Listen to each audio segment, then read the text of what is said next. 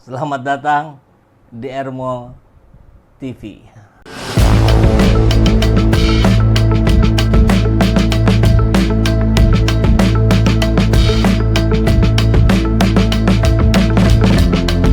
Bersama saya, Saiful Zaman, kebaikan yang terorganisir akan selalu mengalahkan kejahatan.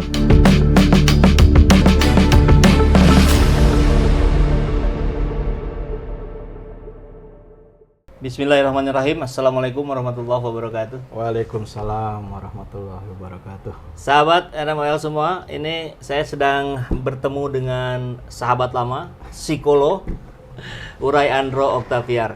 Tapi panggilannya Babas, boleh dipanggil Babas, ya? Kang Babas. Ya. Dan kenapa saya mengundang psikolog? Karena tampaknya hari-hari ini masih ada lanjutan dari rezim yang sebelumnya ketika para buzzer ini mengganggu logika dan akal sehat rakyat dalam pandangan banyak orang. Jadi kabar-kabar yang tidak masuk akal di framing sehingga orang menjadi percaya. Terlalu banyaklah bukti-buktinya dan kita tidak akan fokus ke situ. Kita hanya ingin berbicara tentang kesehatan mental bangsa kita. Jadi kalau Kang Babas biasanya berhadapan dengan orang-orang dalam konteks mental health gitu ya, mental health care, dan tentu oleh saya sering ditarik-tarik untuk kita juga berdiskusi tentang soal bangsa karena bagaimanapun kebijakan-kebijakan yang dimunculkan oleh para pemimpin kita lah yang nanti akan mempermudah tata kelola termasuk kesehatan, kesehatan fisik, kesehatan mental, sampai ke level terbawah barangkali ya di puskesmas dan seterusnya. Nah, jadi Kang Babas, ini kita lihat ya kemarin tuh ada cebong kampret. Sejak pilkada tahun 2017 saya melihat polarisasi yang tajam dalam dunia politik. Identitas menjadi unsur utama dalam politik, dalam kontestasi, pilkada, bahkan pemilu pada tingkat nasional. Ini tidak bagus. Tidak bagus karena sebuah bangsa yang sudah terbelah di banyak negara tidak mudah untuk menyatukan kembali. Mahal sekali harganya. Dan jangan sampai ya depan nanti ada politisi, ada partai-partai politik atau siapapun di antara kita yang menyenangi politik identitas, yang menyenangi polarisasi politik yang tajam ini untuk kepentingan politiknya. Tidak bagus. Dan itu sangat berbahaya. Jangan bermain api. Kalau bermain api terbakar. Ini tuh ada yang persaudaraannya sampai hilang. Ada yang pertemanannya hilang gitu. Nah, sekarang sebetulnya sih sudah agak mereda. Sudah agak mereda, tapi dalam beberapa hal masih juga bekerja. Misal dalam konteks upaya sebagian orang untuk membuka kebenaran tentang ijazah Pak Jokowi. Misteri keasliannya ini kan masih dipertanyakan. Nah, di media sosial masih banyak yang seperti cebong kampret gitu, saling dua pihak, yang ini meyakini, yang ini sebaliknya. Nah, kalau melihat Kang Babas ini dalam kacamata psikologi, ini ada situasi atau gimana lah penjelasannya lah gitu. Kenapa terjadi polarisasi ya, dalam kacamata psikologi? Dalam kacamata psikologi. Ya, kan kalau psikologi itu pendekatannya biopsikososial. Biopsikososial. Ya, biologis, psikologis, dan sosial. Oh, ini paket nih. Paket. Jadi kita dalam melihat individu, melihat manusia, kalau manusia kan lebih dekat ke bionya, biologis. Ya. Kalau psikonya lebih melihat kita sebagai individu, ke dalamnya seperti apa. Nah, tapi kita nggak bisa lepas bahwa manusia itu makhluk sosial. Itu yang pertama. Nah, kenapa bisa terjadi polarisasi, pengelompokan? Yaitu yang bermain adalah di ranah sosial, gitu kan?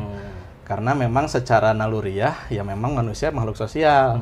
Jadi ingin berikat, ingin dekat, ingin punya attachment dengan orang-orang yang punya pemahaman yang sama, tujuan yang sama, mungkin di sini ya tadi ya apa namanya pandangan yang sama gitu sehingga mereka berkelompok.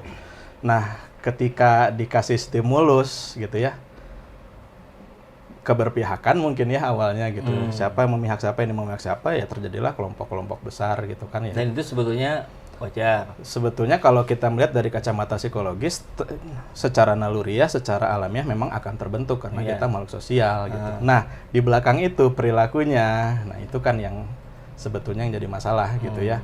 Ketika ada fanatisme, ketika ada orang-orang yang apa ya membela defensif yang terlalu berlebihan, bahkan sampai menyakiti orang lain, nah itu kan perilakunya gitu ya. Berkelompoknya sendiri kan nggak salah dong gitu kan. Tapi setelah berkelompok, apa yang mereka lakukan? Yang mereka lakukan itu kan jadinya mewakili kelompoknya. Nah itu yang kadang-kadang juga jadi besar gitu. Sebenarnya misalnya gini, bisa aja saya nggak suka sama seseorang atau sama suatu kasus gitu. Tapi karena saya punya afiliasi, misalnya dengan ikatan profesi saya, psikolog. Jadi seakan-akan wah psikolog nih berpendapat seperti ini misalnya gitu kan. Padahal mungkin aja saya sendiri misalnya kayak gitu kan. Nah itu kan yang terjadi sebetulnya gitu. Akhirnya terbatasi gitu, jadi tidak bisa bicara terlalu leluasa kalau ada ininya ya. Nah, tapi kan itu secara keilmuan tadi bisa dipahami lah ya.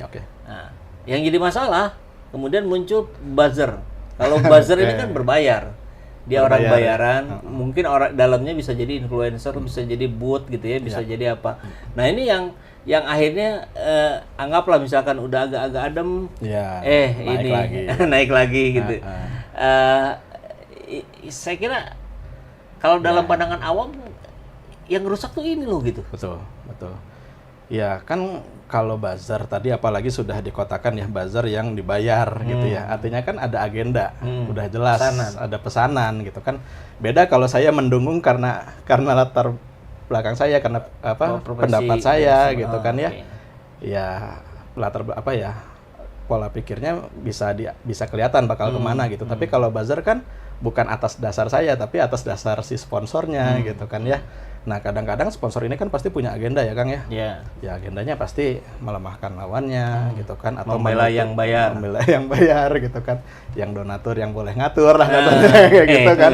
Nah itu yang jadi masalah gitu. Apalagi ditambah zaman sekarang itu kan perannya media sosial luar biasa banget ya Kang itu ya. Kan memang akhirnya ujungnya kan dalam konteks media sosial kan. Betul. Si buzzer apa segala macam itu. Karena terjadi bias Kang, kalau sekarang itu yang jadi susah kan sebetulnya kalau kita balik lagi ya ke bahasan filsafati tentang kebenaran itu kan bisa yang benar-benar benar, bisa yang kebanyakan orang menganggap itu benar. Padahal belum tentu benar. Nah, ketika banyak orang yang ngebuzzer, banyak orang yang terpengaruhi, akhirnya makin banyak yang ngerasa itu benar, akhirnya jadi kebenaran gitu kan. Katanya itu apa? Post-truth katanya. Post-truth ya istilahnya. Iya, dan itu yang terjadi gitu di era media sosial zaman sekarang gitu. Makanya magnitudenya ini ya nggak bisa dianggap sepele sih kalau menurut saya gitu. Ini benar-benar alat yang bisa dipakai untuk ya jangankan sekarang, dulu propaganda aja memang sudah digunakan gitu ya. Apalagi sekarang gitu. Makin mudah. Nah, ini sih berdasarkan analisa sekaligus info dari beberapa sumber. Katanya kalau di eranya Pak Prabowo hari ini tidak menggunakan buzzer. Katanya, saya sempat dengar juga tuh. Ya. Beliau nggak paham ya yang katanya gitu. Dan kelihatan di media sosial juga nggak ada juga, nggak ketara. Ada yang bela pasti ada, kan tentu banyak yang berkubu juga. Cuman dengan gaya-gaya buzzer itu nggak muncul, apalagi dari influencer. Nah, tapi masalahnya kan 10 tahun terakhir itu sudah berjalan. Ini kan Pak Prabowo pasukannya harus menatanya bagaimana gitu ketika sisa-sisa pertarungan sebelumnya itu masih ada. Artinya masih ada pasukannya yang tidak dikelola mungkin gitu ya. Betul. Ya akhirnya mungkin dikelola sama yang sebelumnya. Artinya gitu. betul orang yang sebelumnya itu kan masih, tentu dalam konteks politik kita melihat banyak anggapan bahwa masih berkuasa ini. Orang sebelumnya ini masih berkuasa, menterinya aja ada 17, bawaan menteri dari yang sebelumnya tuh. Iya.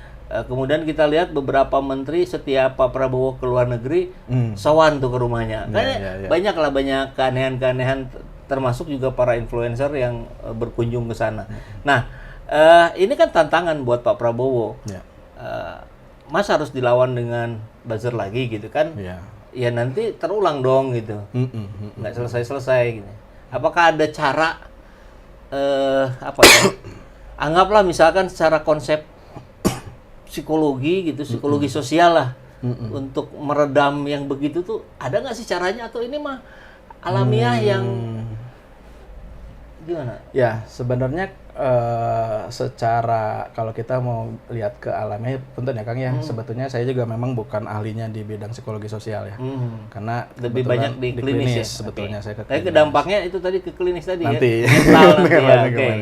Nah, tapi kalau yang di area sosial mungkin nanti ada yang boleh komen, kita diskusi lebih lanjut. Boleh. Tapi sepemahaman saya sejauh ini memang ya tadi ya, balik lagi ke konsepnya, manusia sebagai makhluk sosial, mereka akan cenderung berkelompok dengan orang-orang yang punya kedekatan. Kedekatannya ya kedekatan jarak, kedekatan ideologi, kedekatan pemikiran, segala macam gitu ya. Nah, ketika si kelompok buzzer-buzzer ini, kan artinya kalau mereka sekarang masih ada pergerakannya, artinya masih ada kohesivitas, masih ada keeratan, masih ada hal yang membuat mereka tuh berdekatan gitu kan. Atau masih ada anggarannya. Nah, atau masih ada anggarannya, itu mah udah jelas pisan ya. Iya. Nah, yang kedekatan ini yang harus diidentifikasi, ya kemudian bagaimana caranya agar ya dilemahkan ya, sorry punten gitu. Nah, ketika ini sudah melemah, tidak ada, ya otomatis mereka akan mencari kedekatan-kedekatan yang lain, seharusnya seperti itu gitu.